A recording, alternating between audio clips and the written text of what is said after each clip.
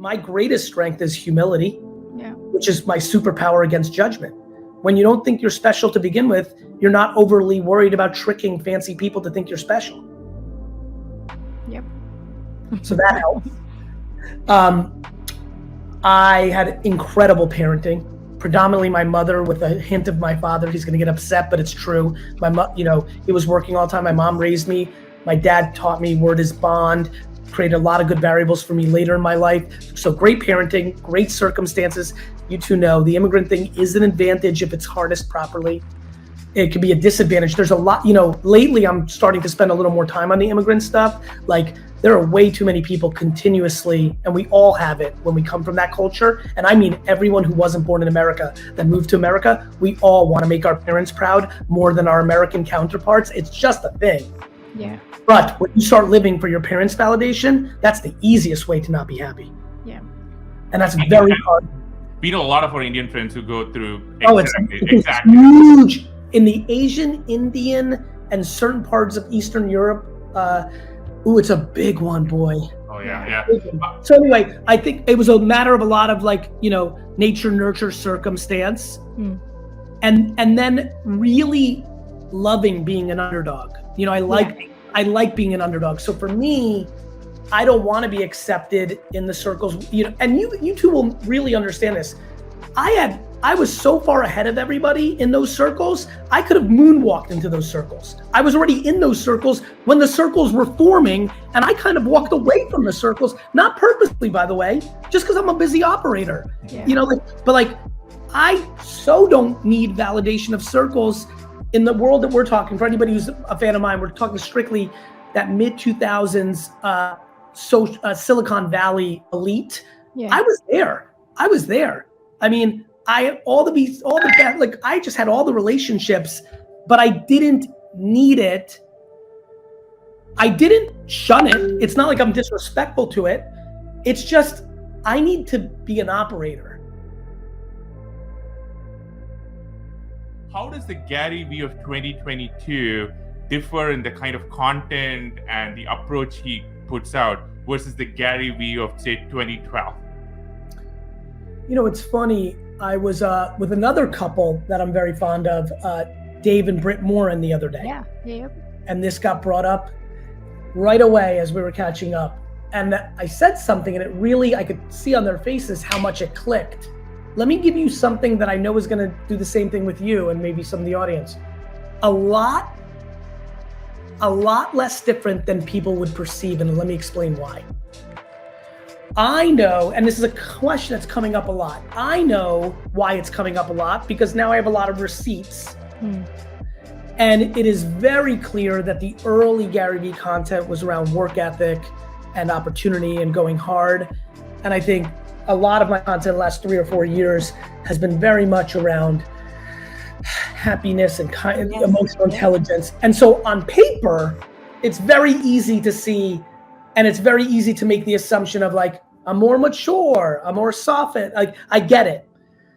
I would argue that my number one strategy, and this is going to make a ton of sense to you two, and I'm hoping a lot of the audience, given that it's you two, my greatest operational capability of the last 15 years has been making creative content that is contextual. Explain. I will. One of the reasons I've been consistently strong of building an audience on every one of the social platforms that, oh, by the way, you've basically worked for all of them, right?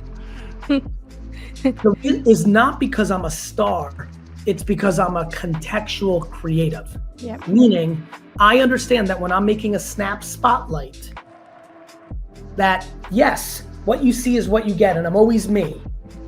But if I'm on stage in front of 15,000 people versus us three sitting in a cabin 2 hours before a cocktail party, it's me, but it's contextual me. Yes. Mm-hmm. Yeah. I mean, I'm not going to be, even right now I'm more animated because I can sense the hundreds and thousands and tens of thousands and through the decades, millions of eyeballs and ears for this show. Yep. So I'm in subconscious, conscious now, entertainment, not just information, right? There's a lot going through. Yep. So I've been very contextual. Yeah. Yes.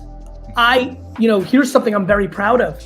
I have been very aggressively against best practices of most of the platforms when they give advice to big brands on how to succeed on their platforms, because I'm so native to the platforms.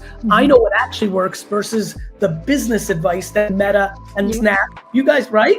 Yeah. So, Yep, we get it. I'm empathetic. I don't think the platforms are trying to be mean to Fortune 500, but between the agencies and what they're trying to accomplish, they can't even get them to do the right thing. So The goals are different, the incentive structures are different. They also don't know the skill set you do, Gary. So you have to dumb it down for people.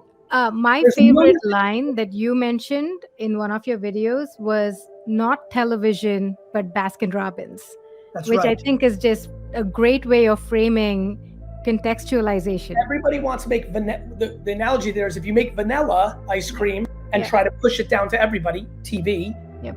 Well, some people like vanilla, but unfortunately, not everybody all the time, always, forever. Yep. Whereas if you go Baskin Robbins up, you can really achieve a lot more consideration, which leads to people doing what you want them to do, whether that's care about a cause or buy a pack of bubble gum. So anyway, to just finish the thought, when I started making content, I made wine content, and it was very lighthearted. When I started doing Gary Vee and Crush It came out, the world was melting. Every email I got was, I'm out of a job, what do I do? Yeah. So the content was, well, you're in a really tough spot. Yeah. Please don't dwell, realize this is actually the greatest era, but you're gonna have to go at it because we don't have options. If you look very carefully at the content narrative of the last 15 years that I've put out, it's a lot of macro of what's going on, and it's very heavily predicated on opportunity. For example, 5 years ago, it was so clear to me that Musical.ly was going to happen, and then TikTok M&A happened quickly, that even when people were trying to hustle shame me, and I was trying to not use the word anymore, and I started using work ethic, because the thought, and again, you've gotten to know me a little bit and you see me in different settings, the least thing I'm interested in is money. The least. Yeah. So the thought of like burn out to get money has never been. But I understand as my popularity got bigger, people would use me as their opportunity for them to build off of, and that just comes with the territory. But I was very sad, especially because a lot of my coastal friends sometimes believed it, even though they knew it wasn't true. And that really hurt me as a person. But I understood why. I was compassionate to it. I live my truth. I have empathy and compassion and understanding. But I'm excited. I like where I'm living now. I always like that the truth will always win in the end, and I just keep doing what I do. But I would say the content has always been one of two things. Very consistent, both contextually in the macro, what's going on in the world. So basically TikTok was going on, even though people were trying to get me a little bit on that narrative, I still told everybody to go hard on TikTok because I knew it was a land grab. And I gotta tell you, maybe it's not fun to take judgment of people you respect. And that happens to me a lot. Because I'm a little wild and a little more silly, I get underestimated for the quality of my thinking. And sometimes that leads to people that don't know me as well to write me off. And I'm a human. And like, if I admire someone and they think I'm a joker, that's not fun. Yeah. However, last point and then jump in. However, when I get 700 emails a month from people who said, you changed my life because I went into TikTok and this happened, that always makes up for the cliche VC that I admire who thinks I'm a snake oil salesman. It always does. And that's why I've stayed consistent for 15 years. What was not even a thing coddling when I was a kid in the 80s was my mom just held me accountable. I mean, this is incredibly politically incorrect by today's parenting standards, but if I saw kids do something in the last week at the playground, grabbing a cab the other day, that my mom would absolutely knock me out for. I saw a kid say to his mom, shut up. And I shivered. This happened this weekend. Shivered. Because I know for a fact, if I said that to my mom, she would have smacked me as hard as she possibly could in my face. Now, that isn't what we do nowadays as parents. I don't want to make another violent clip where I get completely canceled. But we need to learn as modern parents what there was many bad things that happened with spanking your kid, whipping your kid, but you know, the reason I wasn't overcoddled was I wasn't overcoddled. Meaning, telling your kid that they're a great person, that they're wonderful, telling them that they're good at baseball when they are good at baseball, telling them they're bad at baseball when they're bad at baseball is something that isn't been done as much. I see it because my son's good at baseball, and I watch parents that have kids that are bad at baseball telling me that they're good, and I'm like, they're not. And I also tell my son, when my son tells me he's gonna be in the NBA, I'm like, you better learn how to shoot 40% from the field from half court, because you're gonna be under 6 feet tall. And if you're gonna be in the NBA, you're gonna have to do some crazy 3.0 version of Steph Curry, where you're like literally hitting half court shots, because defenders that are 6'7" point guards by then are gonna be able to give you no room to shoot. So you better figure this out. That's talking real to a kid.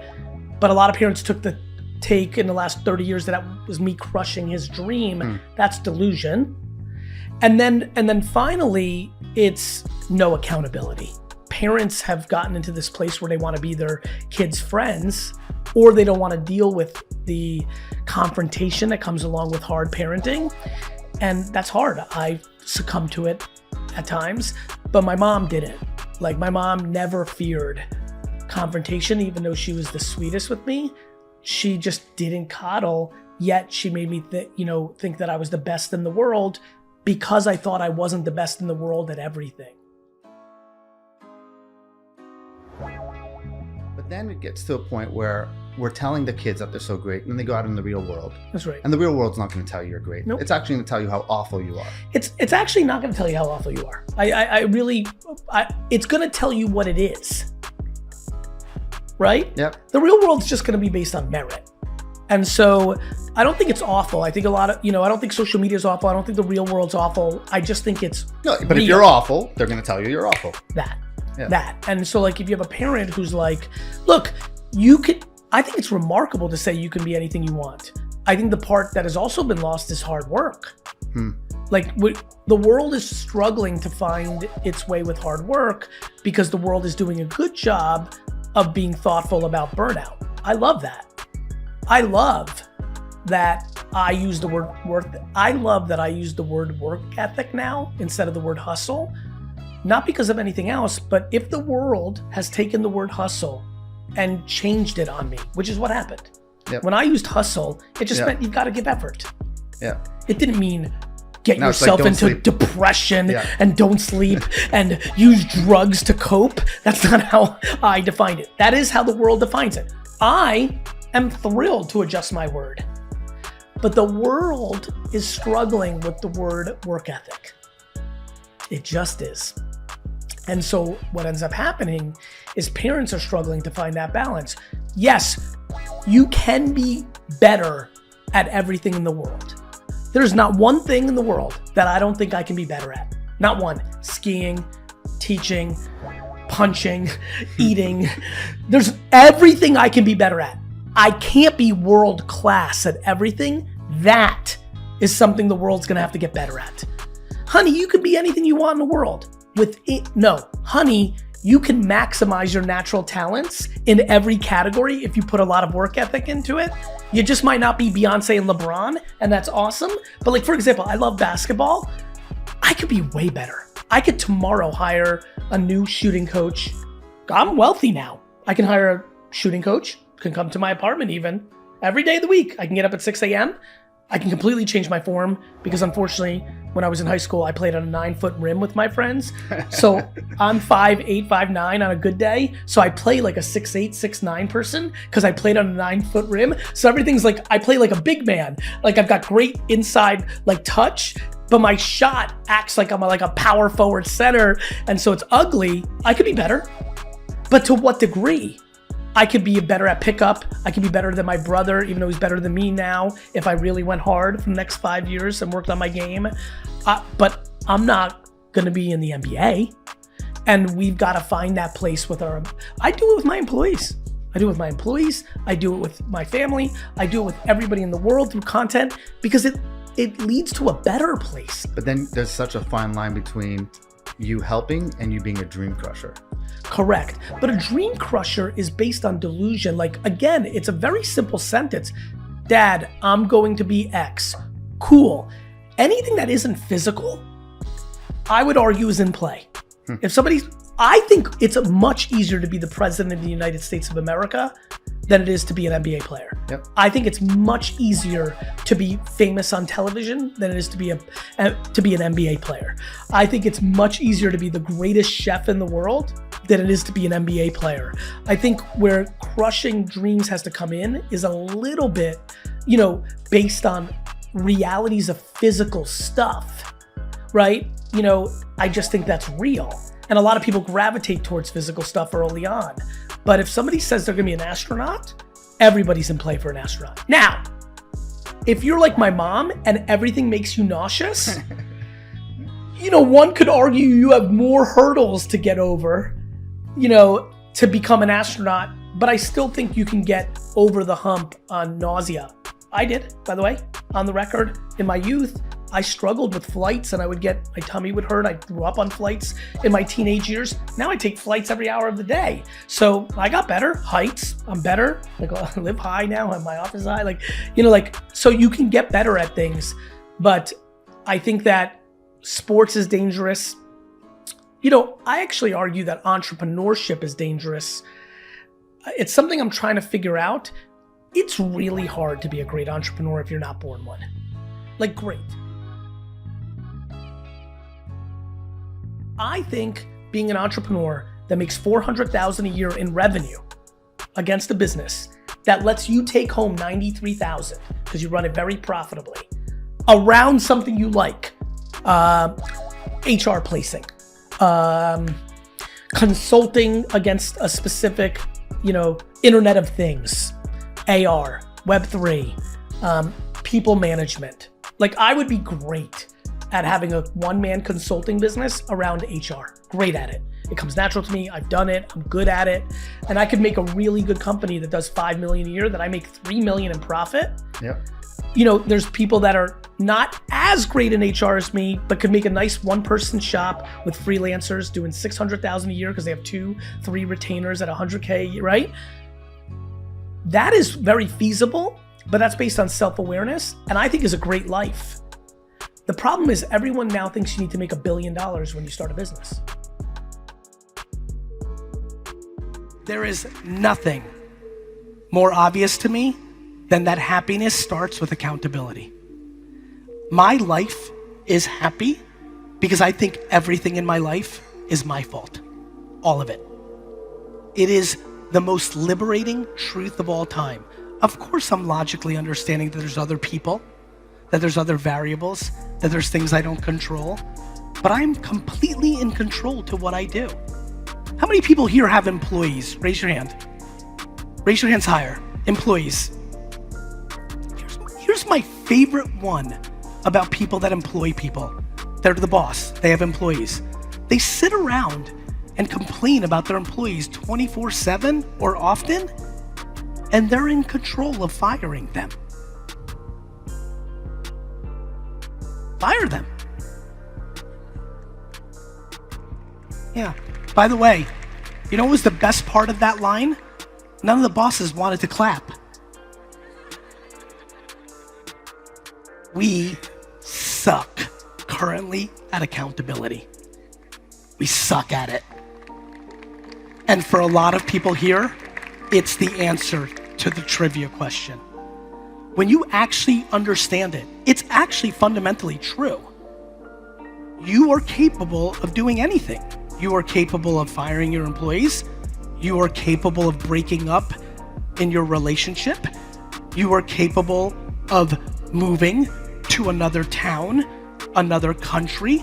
You are capable of selling your home and downgrading your home to a smaller home so you're always not tight on money. You are capable of all of it. But we don't like that. We like to blame all our problems on Putin.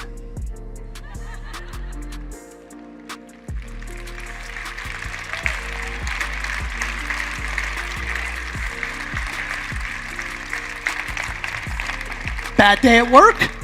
Fucking Putin. Bad day at home? Facebook.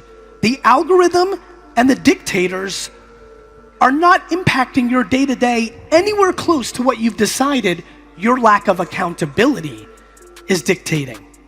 This is a very focal point of the conversation. We must understand this. Everything you talk about, gratitude, empathy, kindness, all things that I live on, they all come from me thinking everything's my fault. They all come from me knowing I have control. Everybody, when they get into the accountability and control game, immediately, much of this audience starts thinking to the counterpoint. They immediately start thinking to the counterpoint. The natural human spirit for most people, when told everything is your fault, you are in control of everything, will start giving you 800 answers to why that's not true for them. And that's how they're missing the point. When I brought up earlier, if you are tight on money and you own a home, sell your home and live in a shittier home. Do you know how many people do that on earth? No one. Do you know how logical what I just said is? You are tight on cash, you are really struggling, you own a fairly nice home and your mortgage situation, you have an asset, and you will not sell it to live in a lesser home because you worry about what people think about that move.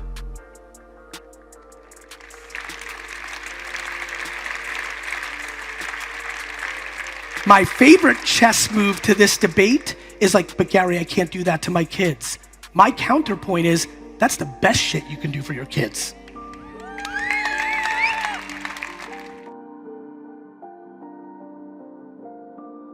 One of the biggest elephants in the room in our entire world, this is an American, a German, a South African, this is a global, one of the great things of having fans everywhere in the world and reading all the DMs, it's all the same shit. It's all the same shit. Of course, there's massive cultural differences, and it's interesting because you have to really do the work, but it all, when you file it down, when you bake it, when you melt it, it's all the same shit. It's cultural up here, but you just keep blending it, it's all the same here. And when I tell you, when I say moving to a lesser nice house and giving your kids some adversity is the best thing, the elephant in the world, the elephant, not in the room, the elephant in the world today is for the last 30 years, it became popular culture to raise our children and do everything we could to demonize losing and protect them from literally everything, thus creating 20 and 30-year-olds who are basically zoo animals. We kept them in the zoo, and then we tell them to go into the wild, and then a fucking lion eats them in an hour.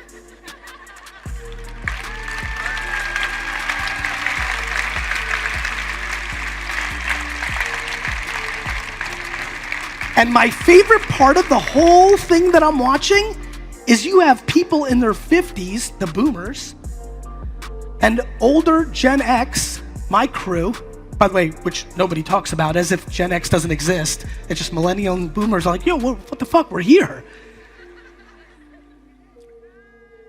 You have boomers, the people that I love young millennials and Gen Z. I think they just understand they have way more options, and I think people shit on them. I do think that we did wrong by them. I do think that they shouldn't blame their parents because that lacks accountability. There's a lot to this, but let me say this. The funniest shit of the whole thing is we are watching boomers run around the world shitting on these kids when they're the ones who fucking parented them.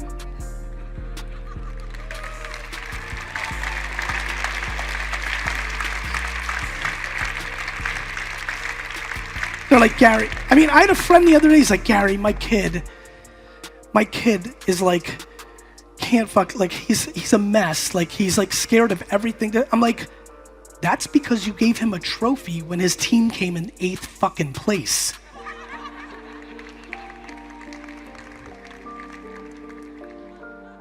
Now, it's super fun to laugh at the kids. Let me promise, including myself, every person in this arena has a version of that in them as well. This is a game of insecurity. Of course you're insecure at 28 years old when your parents' behavior their whole life showed you that they didn't believe that you could. They didn't believe that you could. You start believing that you can't either. If they're protecting you in every step of the way, they're telling you, I don't think you can do it. Thus, you believe it. We have that as 30-year-olds and 40-year-olds and 50-year-olds and 60-year-olds and 70-year-olds. I know this because what I do for a living is read what people say at a scale that would make this collective room's head spin. It's what I do for a living. 6, 7, 8 hours a day, I'm consuming ungodly amounts of information on how people are reacting to things, what they think, what they believe. And then I go deeper into my own content and other content that I see behind the scenes on. The world is this close to being happy, and it feels like it's this close from being happy. And this is why I'm so motivated. I'm so motivated because almost everybody is sitting around dinner tables saying dumb shit like, it's never been this bad. I don't need to remind anybody in this room, it's been worse.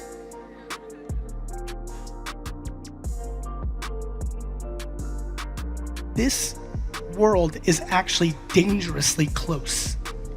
It is. It's one of those things where, it's like so many stories and so many things in life where it seems so far away, but it was right there. The reason I get inspired to take overnight red-eye flights to an event like this is a lot of people that know it's this close.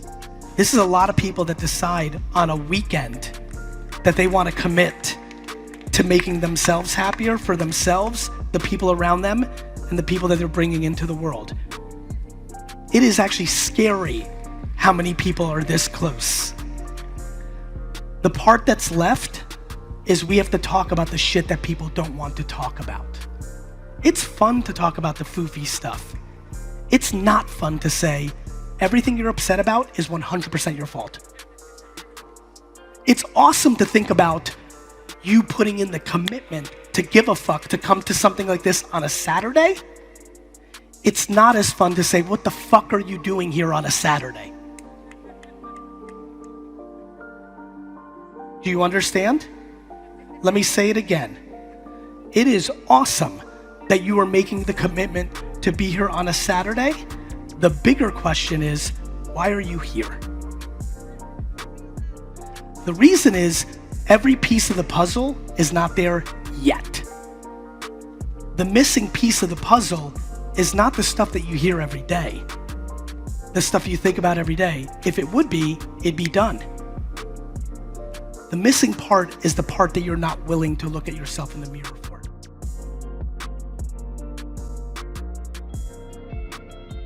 I am the byproduct of a mother who it's so emotional for me, it's like tough to even talk about publicly. I'm literally writing a book called Perfectly Parented. Of course, I could sit here for 6 hours and tell you what my parents did wrong, but they so did right on accountability and loving and cheering for the right things. My mother she punished me for bad grades, but there was never a day where I thought my self-worth was tied into my schoolwork. My self-worth was tied into the things she cheered about and made important, which was how I treated other human beings. When, these are real stories of my life. When somebody would fall and trip and be hurt, when we were playing in the 80s, nobody thought about any of these feelings and ideas, and I would stop playing and I would run over and care about the kid. That's the story my mom would talk about over dinner, right?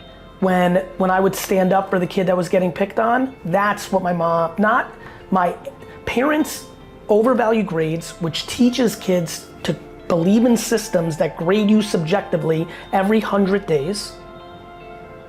Parents overvalue other parents' opinion of their kids, which teaches kids to value other people's opinions. Parents use fear to stop kids from doing things that they're scared of. I'm scared shitless of dogs and water. This is real. I, Gary, at 46, deep down, am not super comfortable around dogs, and I fear the water. Why? Because my mom did.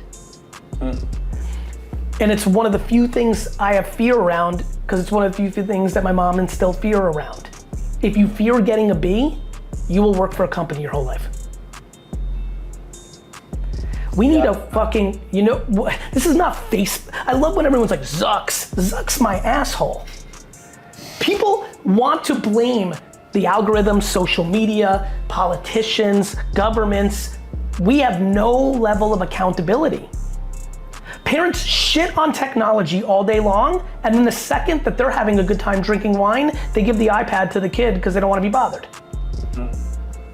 Parents' hypocrisy at scale, parents being way too involved in their kids, thus overprotecting them, thus telling children that they don't trust them to be able to handle their own shit, has led to the moment we are in.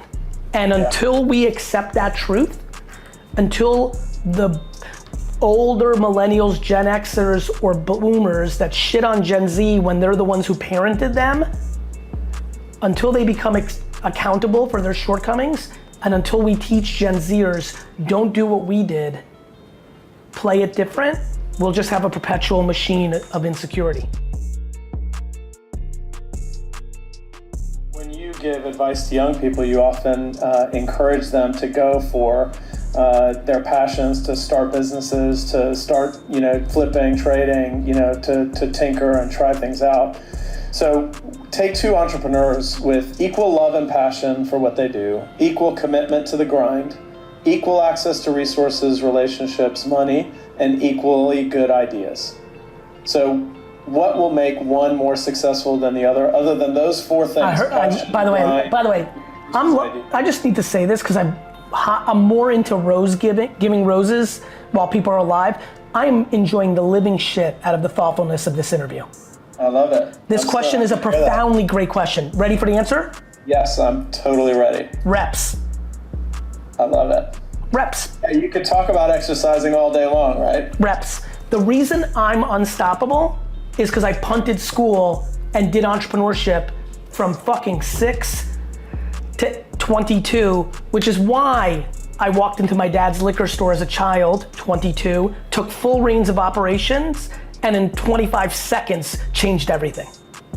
You know why? Because I was a fucking all-pro, Hall of Fame, all-star, seasoned fucking veteran at 22, because and don't forget what I did. This is why I like a lot of people getting jobs at retail in their youth. When you get that much human interaction, you get to learn. I did lemonade stands and baseball card shows my whole life. I rang doorbells to wash cars and shovel snow. I got 7 trillion no's and a couple of thousand yeses, which did two things. It taught me how to get a yes, and more importantly, it taught me how to be comfortable with a no. I love it. I love it. My son started his first lemonade stand this summer. Lefty's Lemons, because he's a lefty. I love it. Branded it. Yeah, Lefty's Lemons. We're gonna make merch, so get ready. I want a t-shirt. I'm telling you right now, you email me. I'm a medium t-shirt. Make it soft, because I don't like the hard shit. Yeah. And I will fucking rock that t-shirt. Okay, 100. It's coming. It's coming. Last question. Yes. Last question. So, when you think of all the people you've known in business and the people you've come across who always seem to be one step ahead of the innovation curve, the ones that you can pick out that who are just like, yep, man, that person is always one step ahead. What traits stand out to you as common among those people? Some sort of concoction. If I blended it and made like a smoothie, and I'm thinking about people like Kevin Rose, Scott Belsky, Mike Lazaro, Aaron Battaglia. I went to school with Mike. I love it. So those individuals that popped in my head right away, Britt Morin, is they have a mix. Here's the shake. Tons of yes DNA. That's probably like the banana. That's like the core. Yes DNA. The answer to anything is, hey, what about NFTs? Yes. What about virtual reality? Yes. What about going to Mars? Yes. It's yes, comma, let me dig. In a world where almost everyone's no. That is a similar thing, and it's maybe the same exact thing, but I'll say it a little bit differently. So a bunch of yes, a bunch of curiosity. They even get into those conversations by being curious, right? I was at a dinner the other day. I know nothing about mining for materials like nickel and diamonds. And I listened for 2 hours, I'm a talker, and listened for 2 hours, peppered this guy with a ton of questions. My basis of like thinking about buying land around the world now for mining is like now gone from 0 to it's in my purview, and maybe in 7 years, I'll get deeper and maybe something will happen, right? VeeFriends is the byproduct of buying pop culture items at garage sales my whole life. That was the smoke, VeeFriends was the fire. So yes, curiosity. Being an athlete versus being a person in attendance watching an athlete. That would be the third characteristic. What does that mean? You're comfortable with people booing you on your home field constantly. I'm a Knicks and Jets fan. I go to a lot of games. Those players get booed at home a lot. The ability to have the skin to be booed, I am booed every single day on Twitter and Instagram and TikTok. That is being drowned out by a lot of cheering because I'm doing well and I'm a good guy. But there's still tons of booing, which cripples people. And it cripples them in making content, and it definitely cripples them in being an entrepreneur, because when your company fails, or when you're wrong about the next big thing, everybody makes fun of you. And if you can't deal with the no's and the boos, then you're finished. So it is a thick skin to being willing to be wrong. It's being a baseball player. You're willing to go 3 out of 10 because you know that gets you in the Hall of Fame. Most people want to just sit and watch you play baseball and judge you for being 3 of 10. I'm wildly content and at peace. And I don't think that would make sense to most people that consume me, because I'm so frantic as a communicator. I'm such high energy. I think the thing I always enjoy when people get close to me and I'm looking at Dustin and Seth behind is like, there's incredible levels of confusion on the calmness and like the ability to absorb, bad situations. And that has so much to do with personal life, right? Like friends and family, I feel really good about it. I think a lot of it has to do with the lack of expectation I have of others. Doesn't mean I don't require like any human being, but like I'm incredibly compassionate, not just empathetic. And I think when you combine compassion and empathy, you get into a really zen-y, fun place.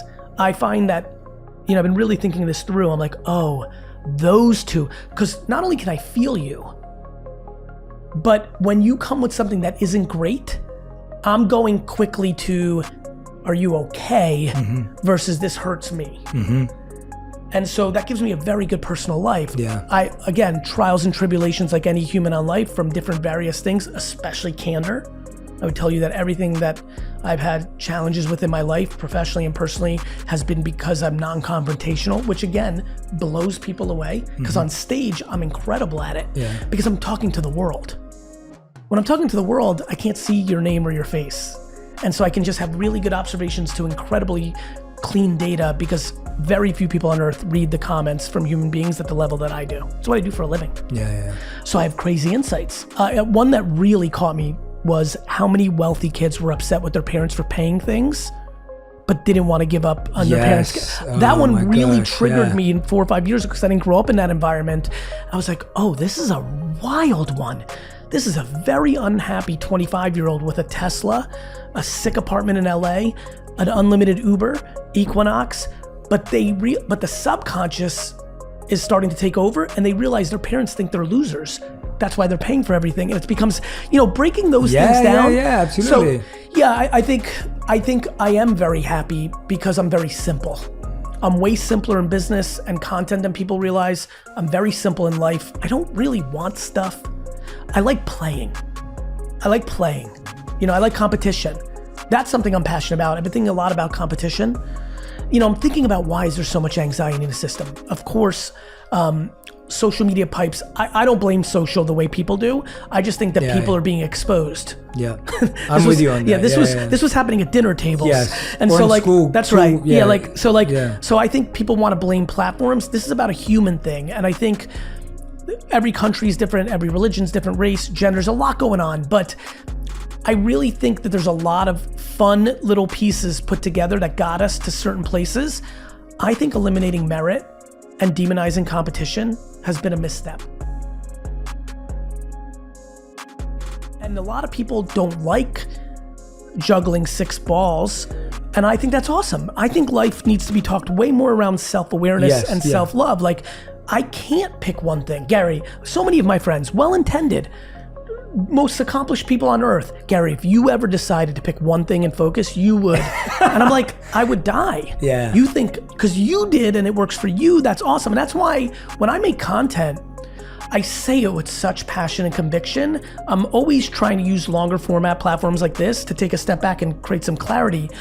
I'm asking people to do the things on their terms as passionately and all in as I am. I'll talk about tactics. Yes, TikTok is an arbitrage attention machine right now. Yes, I believe you should post 3-4 times a day, but you don't have to. Yeah, and more yeah. importantly, if you dislike posting on TikTok the way I dislike reading, then you should do it never. Yes. And that's the part that people, they want everything so black and white when everything is gray. Absolutely. I'm always trying to share my conviction, talk about the ease of leaning into oneself, but remind people, don't be me. I have high energy. I have levels of charisma that aren't trained. Like mommy and daddy made love at the right second, and I was born with certain things. It's the same reason that I've struggled with candor. Do you know how many 5-minute meetings I have that are such a waste of time because they could have been an 18-second reading of an email, but I can't do it. And I was a DNF student because even as a child, I had some sort of subconscious force that just wasn't interested in not being me. You know? Yeah. I just want that for more people. Like, and then that goes into a framework that I get very passionate about. My favorite thing about walking around Earth is how visceral I am against judging people. In an era that judgment of others has become the most popular pastime. But it starts with me not judging myself. I have standards, I have morals, but I don't beat myself up. And as you know, because I'm sure you're on the receiving end of different, but many of the same messages that I get, Oh, of course. people are just so good at beating themselves up. And I'm like, why? Like, everybody else sucks too. Like, great, so you're not good at this, or you missed your kid's baseball game and you're not a bad parent. We need, another thing, Jay, that I'm very passionate about, intent needs to have a seat at the table. We've eliminated the ability to try to figure out one's intent. You suck because of this. Do you know why they got there? Totally. Do you know how this happened? Like, we've just eliminated intent. So these are all the feelings I think through, but like,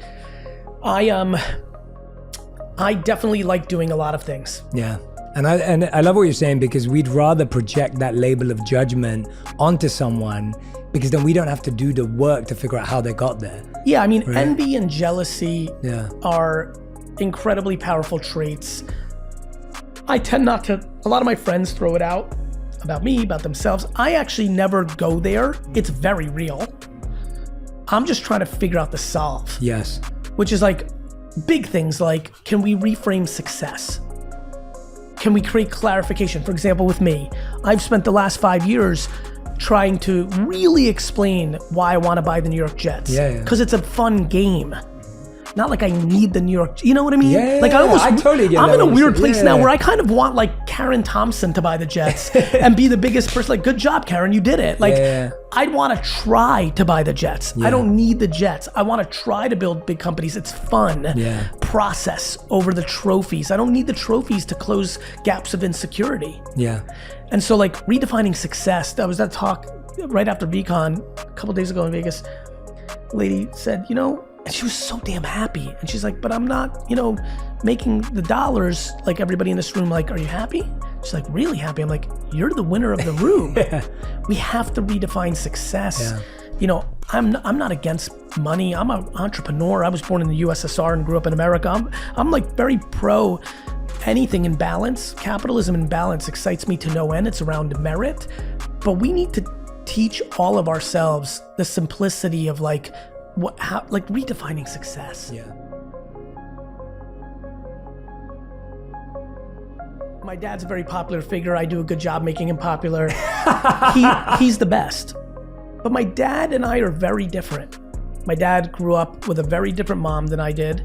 My dad grew up in a very different place. The USSR is not an optimistic place. You know, a lot of Americans and a lot of people listening around the world don't know this. The USSR was a jail. It wasn't only that it was a difficult country. We have difficult countries around the world. You couldn't leave. You know, I'm not educated. I think you can't leave North Korea, right? Like if you leave it, right? North Korea is the comp. Like you couldn't leave the USSR. So that's called jail. And so, you know, he grew up in a very different place. That manifested in my father looking at his employees very differently than I do, looking at the world differently. And we had some very serious conversations in the last 96 hours because I made this connection point. I'm not gonna put him out there yet. I think that's for him to put out there if he wants to. But my last book, 12 and a half, Ingredients, what I realized when I wrote it was, oh, it's not just empathy. Oh, it's not just ambition. Like we're the makeup of like these 3 combos, these 4 combos. In this situation, these 2 combos. And what I think happened is there was one ingredient that my dad wasn't using in combination that if he starts using the way he has been the last 2-3 days, everybody around him is gonna be happier, but for me selfishly, he's gonna be happier. And I'm really glad that moment's connected. My dad's had stop and starts of like optimistic points of view in the past. We all have. I've had stops and starts with candor. Let me make it about myself. I'm finally over the hump in the last 3-4 years. But it was a special moment and like I'm incredibly emotional about it because it could be a really big impact. It was really beautiful to see, man. Thank you, brother. And I loved how your response was like, Dad, you should have come earlier. And look, it's fun to do this with you because you're also one of the human beings on earth that communicates in a way that helps people. It's a very heavy feeling to know that you can say something and can change someone's life. You know, I think it's intoxicating. I think it's why a lot of therapists love their job. I think it's why a lot of people that are into meditation, I think it's why teachers love their job. I think it's why a lot of parents, my mom had real sadness, empty nest when AJ left. She was a Hall of Fame mother. When he left, she didn't get to play her, you know, like, so I think for many of us around the world, we do it publicly, but a lot of people do it privately or in small microclimates. There's nothing like saying something that provides someone else value. When that person ends up being some of the people you love the most, that goes to a different planet. I judge performance or know how it's a high performing team based on the results. You know, for all the warm and fuzzies, I'm sure you sense this in the book that I wrote. For all the warms and fuzzies and la la la and all this, if you're, you know, in that book are words like tenacity and ambition, and I think work ethic matters, and I think results matter. I think that so much of the world's unhappiness and anxiety is based on the fact that we eliminated or demonized competition at the youth level. The idea that 8th place trophies are a good idea is a huge mistake in my one person's opinion. And so the other way I recognize if there's a high performing team is if they're winning. And in business, that means they're hitting their financial goals, both top line revenue and profit. For me, not only do I measure success financially, top line and below the line revenue, in a year, I try to look at it in a 3, 5, 7 year window, thus giving, and this is important to hear, thus giving a team the ability to over focus on happiness and retention in a given year that may actually hurt them on their top line and bottom line revenue. But if I look at the body of work, I'm always building businesses in perpetuity. You know, we talk all about building brand, which is a marathon, right? Let's build a brand. Yet, you know this, everybody here knows this. The business operators from the CFO down care very much about sales. And we do many things to hurt our brand in the face of hitting numbers and sales. because we are in corporate environments held accountable to stock prices. What's great about running private businesses is I've only been running Vayner for 14 years. There was 3 years where we barely made a profit.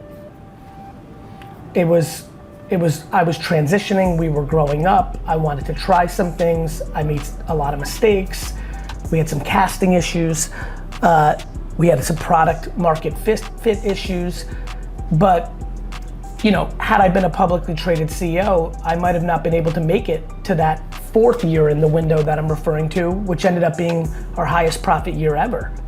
And so, I think high performing teams look different in different environments. In the private sector, where you have more time, I think you can lean into a lot more of the emotion.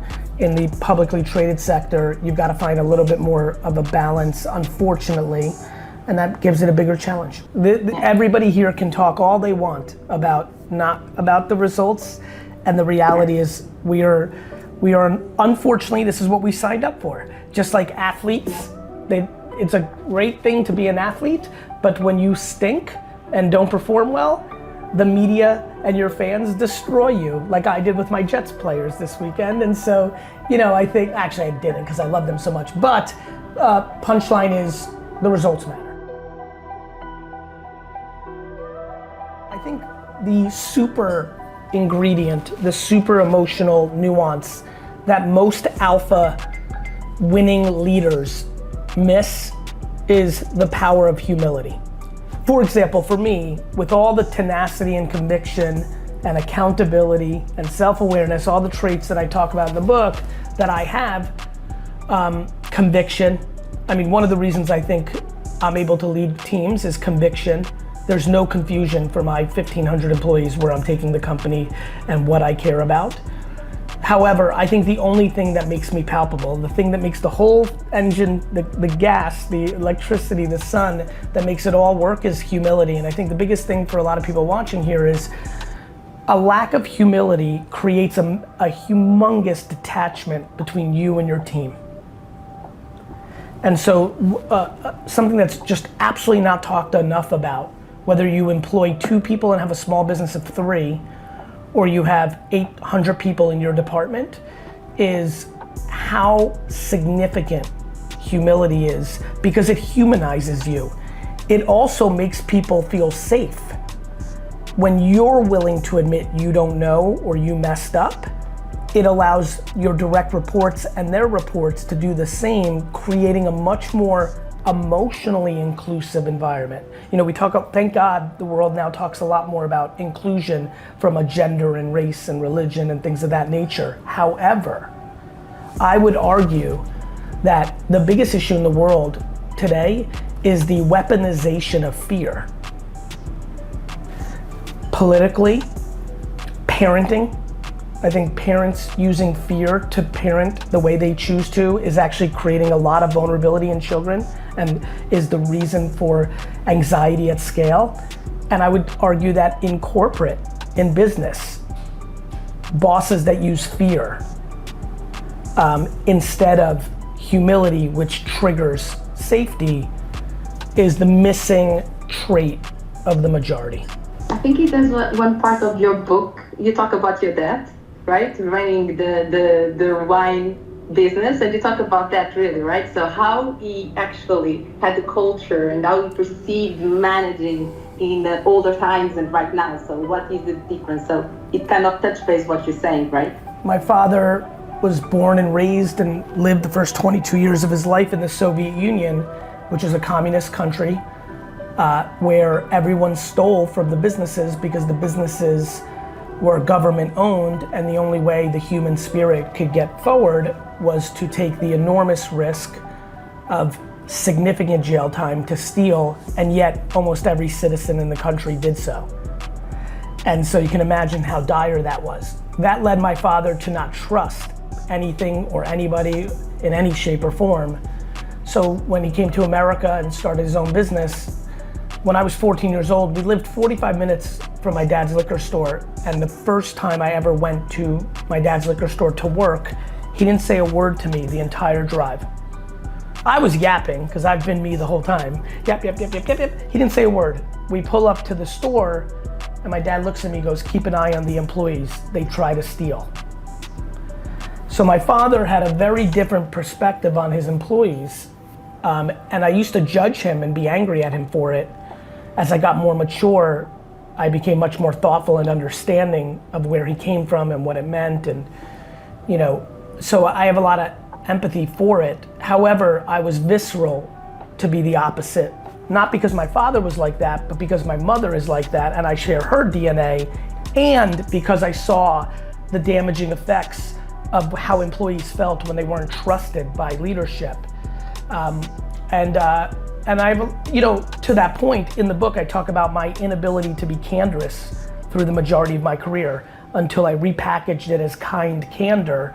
And a lot of that also had to do with sharing my mom's DNA. That's a shortcoming of hers, shortcoming of mine, and a reaction to my father. My father's incredibly candorous. However, he delivers that candor with a whole lot of spicy, and that's me being very kind. And you know, that made me also visceral to confrontation and to feedback, and I wasn't able to calibrate it. These things all very much matter in the evolution of a leader, of a boss. And yes, I'm very affected by my childhood. And really, I'm the byproduct of my childhood like anybody else. At 14 years old, I worked in a retail store. By the time I was 18, I spent thousands of hours on the store floor watching customers engage with products. And I managed people since I was a teenager. And so, you know, here I am 30 years later, 46 years old, and I'm a consumerist, and I'm a deeply passionate, emotional intelligence leader, and I'm very grateful for my circumstances.